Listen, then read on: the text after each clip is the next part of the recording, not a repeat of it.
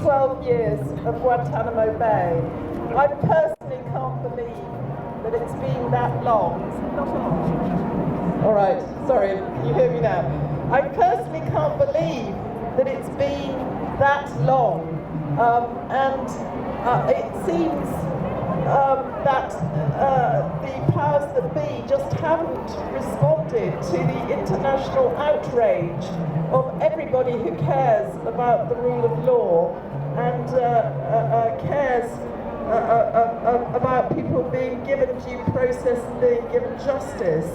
And the reason I became involved was, you remember, go back to the beginning of 2002 when we saw those pictures of people in cages, and I remembered that as a child I'd written a short story about a reverse zoo in which animals kept people in cages, and it brought it all back to me, and I was completely stunned that the President of the United States should be showing off these photographs as people in trophies in cages.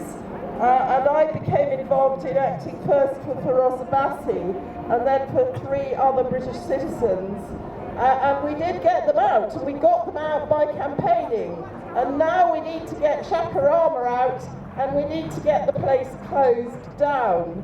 And I think the trouble is that all governments, given half the chance, would lock up people without charge indefinitely. Certainly that's what the Labour government at the time of Guantánamo Bay wanted to do, and certainly they did it in England. Okay, we had our own Guantánamo in Belmarsh, if everyone will remember, and certainly they supported Guantánamo.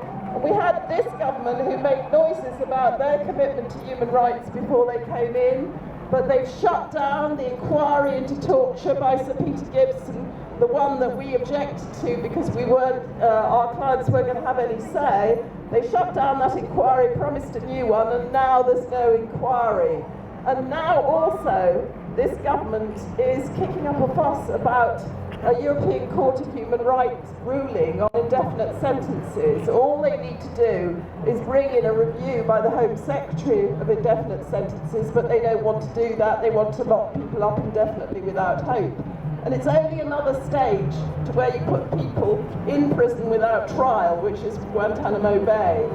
So I think that the media have a part to play in this, and I have to say, disgusted when the BBC showed President Obama speaking at Nelson Mandela's funeral about respect for human rights, about his respect for Mandela, and nobody mentioned Guantánamo Bay. No, Obama, I believe, would like to close down Guantánamo Bay, but it's people like us who have to force the issue back onto the political agenda and say no to our political leaders, that we want respect for the rule of law. We want people put on trial if they've committed an offence, and if they haven't, they should be released.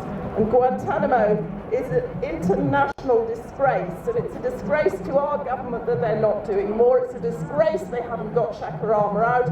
It's a disgrace they're not protesting every day to Obama. It's a disgrace they're not saying things on the international stage, and it's a disgrace that America still has Guantánamo Bay.